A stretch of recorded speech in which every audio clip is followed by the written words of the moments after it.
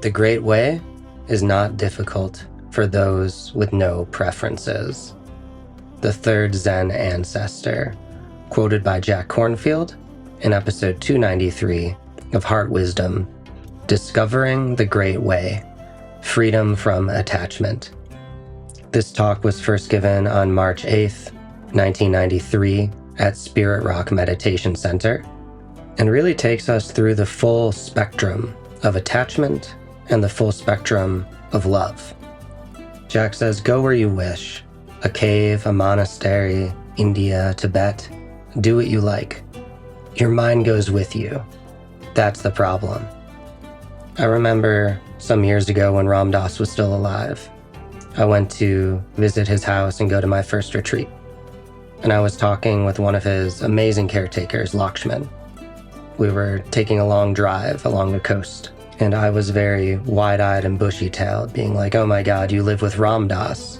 Did all of your problems just go away, just basking in that essence all the time, that loving awareness? And he kind of laughed and said something that stuck with me. I don't remember the exact wording, but it was the same premise as this, that I had problems in California. I came here, and I had to come with me. So my problems came with me. And hearing that really struck me, because here I was thinking, oh, we get to some enlightened retirement, as Jack Kornfield likes to say, that we get to some being, or we've done this certain practice and all of a sudden everything's okay. But that's not how the spiritual path works. It's a commitment.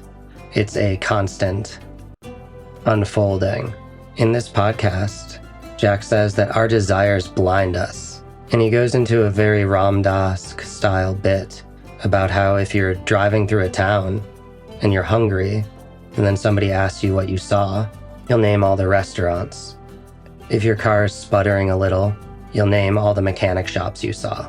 If you're feeling lonely, you'll notice all the people walking down the street that fit into your idea of attraction. And this is pointing to the very real notion that our desires adorn our reality. That when we are focused in on something, we can't necessarily be focused in on other things. So we miss the forest for the trees, in a sense. He says, often we think attachment is only to other people and things, but often what we're attached to is our own isolation, our own separation. And I feel that immensely. I went to a concert the other day. I've been feeling lonely lately. And I noticed that I wanted to connect and reach out and be a little more free with other people. But I felt a bigger pull to staying in my own little bubble. And I noticed, wow, just like Jack said, I never thought of it this way, but I'm actually attached to my own isolation right now. And in that sense, just like Jack says, my desire blinded me. It kept me in my own little reality bubble, focused in on my things, my thoughts, rather than opening up, dropping my fear, dropping my over-control, and letting go into the beautiful forest of people that were around me. Jack says in this podcast that letting go doesn't mean getting rid of. Letting go means letting be, not trying to possess or control. Go where you wish. Cave, monastery, India, Tibet, concerts, Ram Dass's, spiritual retreat. Do what you like.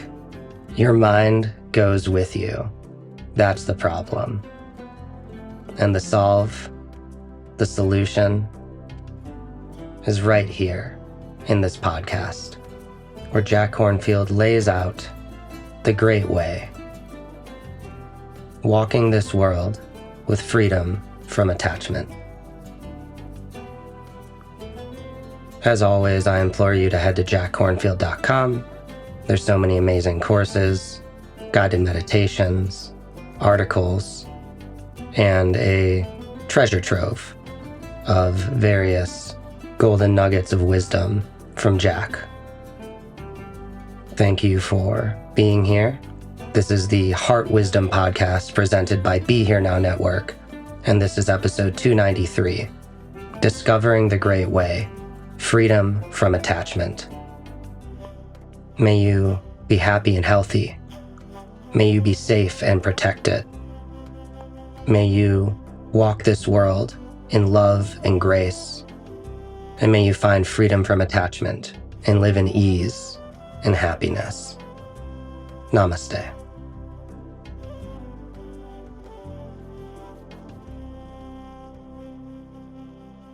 So this evening, I'd like to continue speaking a bit on the theme of spiritual maturity that we've been talking about on and off over the last 30 years, but in particular, the last year or so.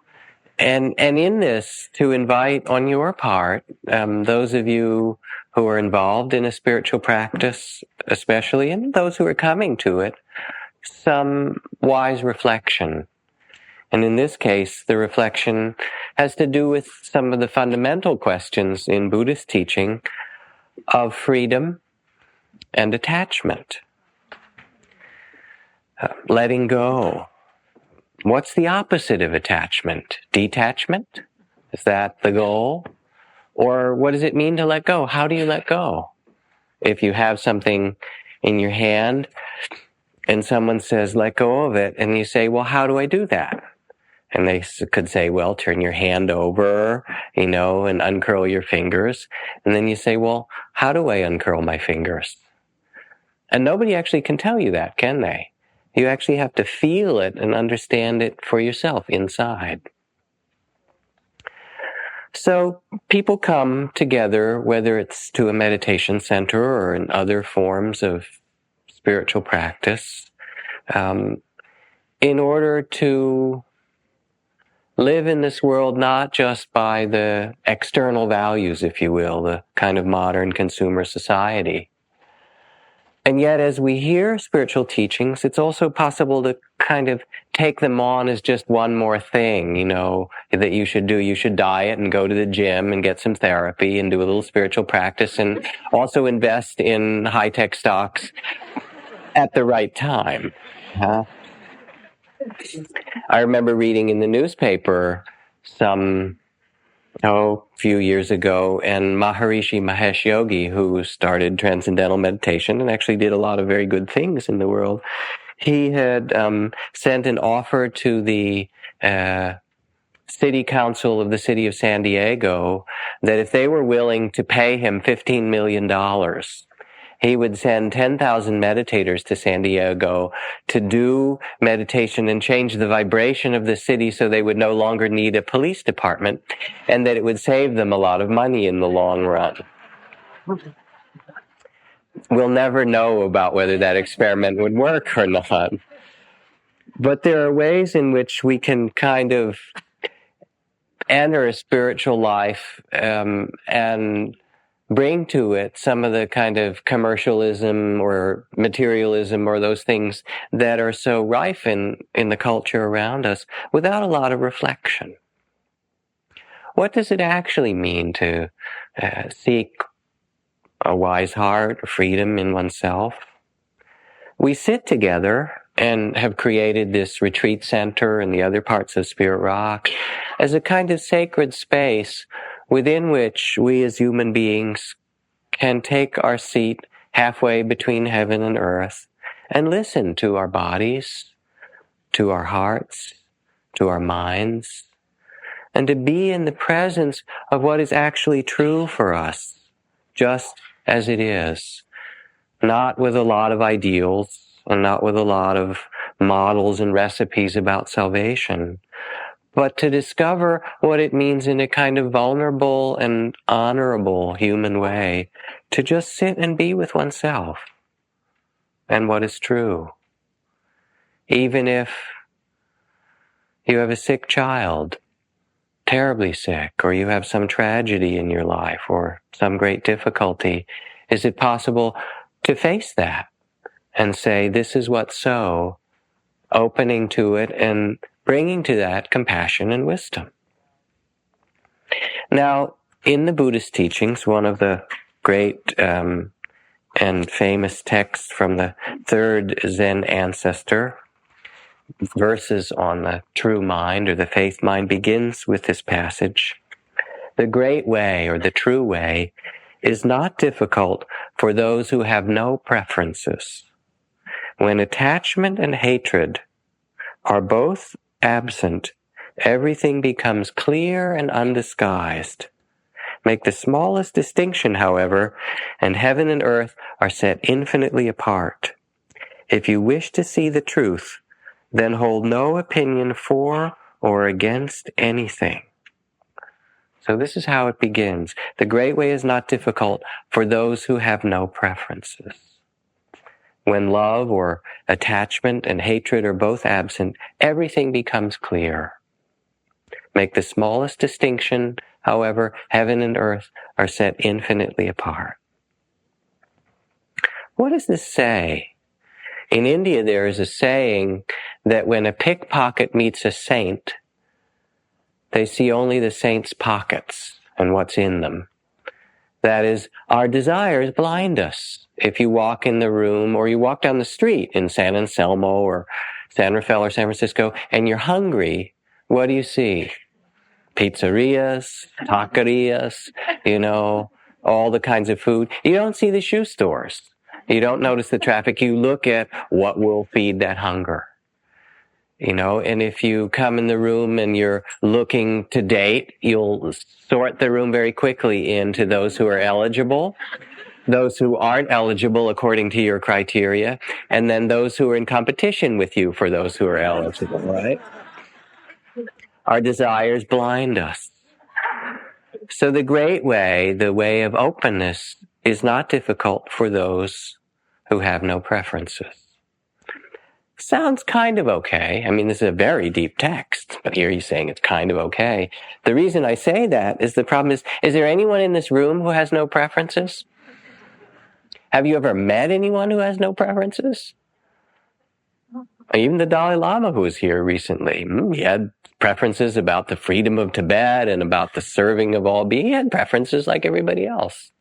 So how do we actually use these teachings that point to the blindness of desire? When the Buddha began to teach in his first words of Dharma after his awakening, he spoke of the Four Noble Truths. The truth that there is suffering in this world and that no human being is exempt. That we all are subject to aging, sickness, death. Every single one of us. We are all subject to change and loss. That in everyone's life there's praise and blame, gain and loss, pleasure and pain. That is so for us. And not until we accept this can we live wisely. The first noble truth, the truth of sorrow. And there is in that suffering also a reality that things aren't reliable, are they? Think of what you rely on, at least outwardly. And whatever it happens to be, you can rely on it only to a certain extent. But then it can change. So the first truth of the Buddha is that there is suffering. Anybody not have that? You're excused, right? The second is that much of our suffering, there's a kind of fundamental suffering of life, of aging and sickness and death that we all share that needs to be accepted. Much of our suffering comes either from not accepting the truth of the way the human situation is, or by our grasping and attachment, wanting it somehow, holding on, not wanting it to change. If only we could hold it a certain way, then things would be all right. You remember that cartoon that I like to talk about. I probably did it last week, of the nomads on the camels, remember? from the Chronicle, and the father on his camel and the mother and the 3 kids with all their stuff going across the desert, and the father's talking to the kid at the end of the line. Stop asking me when we're going to get there, for crying out loud. We're nomads, right? And it's the truth of our human condition. So the suffering that we have in life is because we don't want things to change, or we want them to change in a different way than they do. Or that we grasp, that we're attached. That's the traditional translation. And then the third noble truth, that there is freedom to be found. By releasing grasping and fear, there is liberation for each of us in our hearts. And the fourth, that there's a path or a gateway to this freedom, which is called the middle path. That place of being present for the way things are in the world without struggling against it, without grasping what cannot be grasped, without what's often translated as attachment. And then the Buddha speaks of the joy that comes when we learn this, not as a philosophy, but in our own hearts. One of the passages, he says, he's wandering around India, the Buddha, in this story anyway, shortly after his enlightenment, and runs across a herdsman on the bank of the river. And the herdsman says, "Oh, you're a monk. I'm better off. I've boiled my rice. I've milked my cows. I live together with my fellows on the banks of the Mahi River. My home is covered. The fire is kindled. Therefore, if thou like rain, O sky." It's kind of a poem. And the Buddha says, "I'm free from anger, free from stubbornness. I abide for as long as I wish by the banks of the Mahi River. My house is uncovered. The fire of craving and grasping is extinguished. Therefore, if thou like rain, O sky." The herdsman says, "Gadflies are not found with me. The meadows abound with grass. The cows can endure the rain. Therefore, if thou like rain, O sky." And the Buddha replies, "By me is discovered a well-constructed raft. I have passed over the stream. The further bank I have come to, overcome the torrent. There's no further use for struggle. Therefore, if thou like rain, O sky."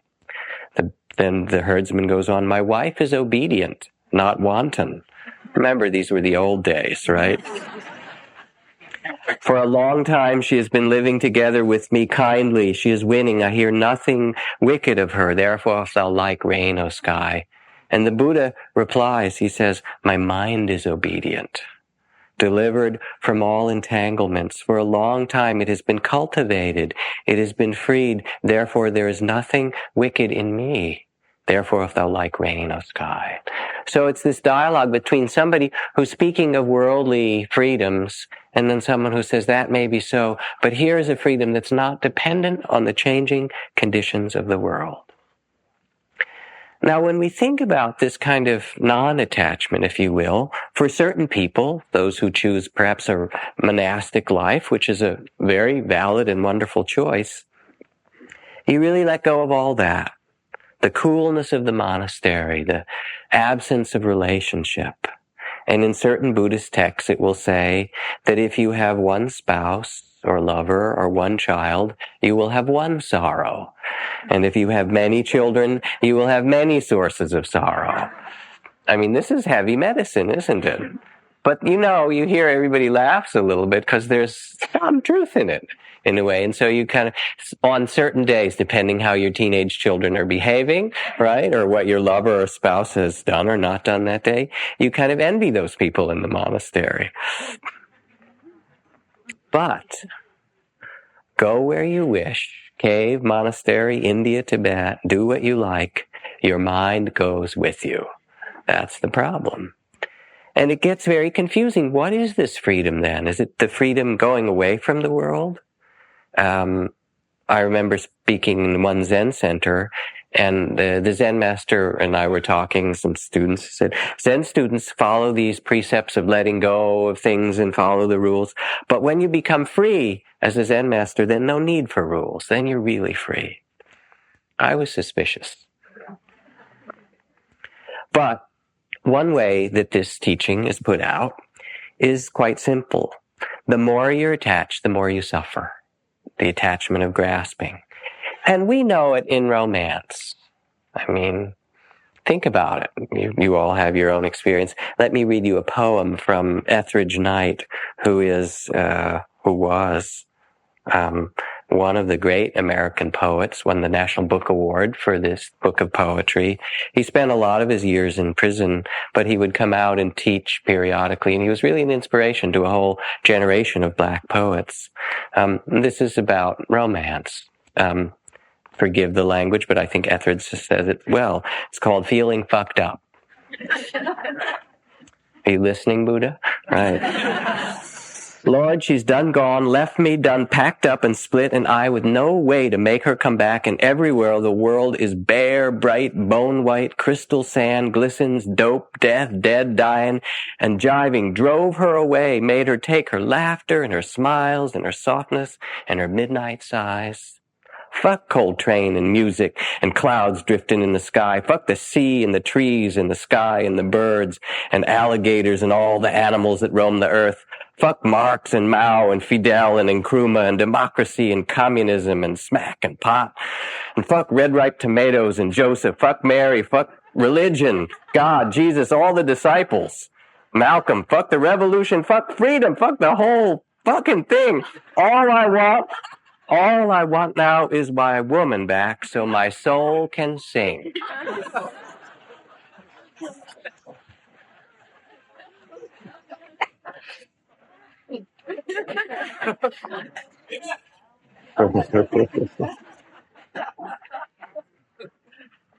And we kind of sell this in our music and our culture. And not only we sell it, we live it.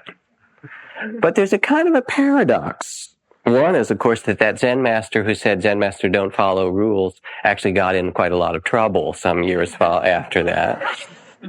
A second, is there an appropriate kind of attachment? Does it mean we all have to go out and sell our house and our car and divorce our spouse and kind of let go of everything to be free? I got a phone call from a Zen master, some time ago, probably 10 years ago or so, inviting me to go to a big Buddhist teachers conference in another part of the country. And I said I couldn't go. My daughter was young then. She was 5 years old, and she was just starting school. It was like her first day of kindergarten, and there was important things to attend to my family. I said, I can't go. And he got really upset. He said, this is an important Buddhist conference, and in Korea or Japan or wherever I come from, forget where he said, the Dharma comes first. Your commitment to save all beings is the most important thing. And family, that kind of attachment you have to leave behind. And I listened to him and I said, well, the understanding that I have is if you can't care for your own children and your lovers and your garden and so forth, then all the rest of Zen doesn't really work. And I'm wondering what kind of Zen master you are, right? I thought I kind of did good. He hasn't forgiven me, so I was right. Of course, he gets points for that comment, too, right? So is freedom from things? Is it freedom from your body, freedom from your family, freedom from responsibilities? Is that what it is? The story of Mullah Nasruddin, the Sufi sage and wise man and holy fool. He had a donkey that was carrying salt to market. And the bags were filled with salt. And to get to market, they had to cross the stream. And the donkey crossed the stream. And as he crossed, this was a long river, the salt started to dissolve and the bags got lighter and lighter and the donkey got friskier and friskier. It was really happy. Well, Nasruddin was really upset. So the next time he went to market, he said, I'll fix that donkey. And he put wool in the saddlebags. And the donkey got to the stream and it was looking really happy and it got in the water and the wool got full of water. That Nasruddin said, I'll teach you to think that every time you go in the stream, you're going to be happy. This was the story. What kind of freedom is it that we look for in our own lives? I think it could be helpful to clarify our language, to understand that there's really a spectrum in this word attachment. On one extreme or one end, there is addiction. and a fine book in our bookstore in the community meditation hall by Janine Roth entitled Feeding the Hungry Heart. And with addiction, there is need and desperation. And with it, in any area, it can be addiction to relationships, addiction to drugs or alcohol or sex or money or busyness or workaholism. We all know what that feeling is like. And if we're to free ourselves from that level of attachment, we really have to face it and the suffering that it causes and the hole in the soul that tries to get filled up over and over by that particular experience. This is called the realm of the hungry ghost in Buddhist psychology. A hungry ghost is a being who has a huge belly and a tiny pinhole mouth. So no matter how much they eat all the time, they can never feel satisfied. And we all have that experience. If you want to know what the realm of the hungry ghost looks like and you're not so clear, go to Las Vegas, right? In the middle of the night, go into the rooms where there's the slots and you'll get a sense of the hungry ghost realm. But it's not just there, it's in us. So one description of attachment is addiction. Another, less intense, is clinging or craving, is that part of us that grasps, that's not satisfied, that wants more, that tries to hold, that tries to possess. You know what that feels like, whether it's money or property or the way people see us or people around us. And then perhaps less intense than that kind of clinging and grasping, there is the quality of attachment. And there might be different kinds of attachment. There's attachment that holds us to things in an unhealthy way, that binds us, connects us. But maybe also there's a healthy kind of attachment, like a mother for a child. If that attachment isn't there, actually a great rupture and a great suffering takes place. And then there's commitment, which has the same kind of glue in a way, and devotion. Adrian Rich, the poet, puts it this way, speaking of the necessary commitment for a relationship to work. An honorable human relationship, that is, one in which two people have the right to use the word love, is a process delicate, violent, often terrifying to both persons involved. A process of deepening the truths they can tell to each other. It is important to do this because it breaks down human self-delusion and attachment to isolation. That's the other kind of attachment. Not the attachment to a person, but attachment to our separateness.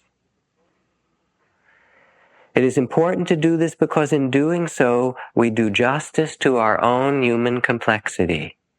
It is important to do this whenever we can because we find so few people to go that hard way with us.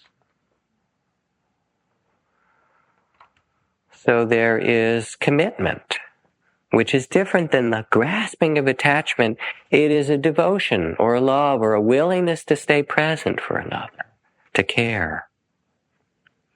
And then maybe there's preference, which is different than attachment. We have to have something that guides us, and with that preference, there can be intention or motivation, different forms of desire.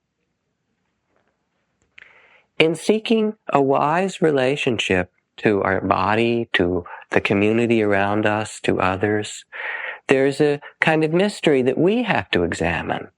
What is wise attachment, and what is unwise attachment? What does it feel like to let go in a good way? What is it time to let go of in your life? And letting go doesn't mean getting rid of it. A better translation for letting go is letting be. Not trying to possess or control your children, your lover. You are 8 years old. It's Sunday evening. You've been granted an extra hour before bed.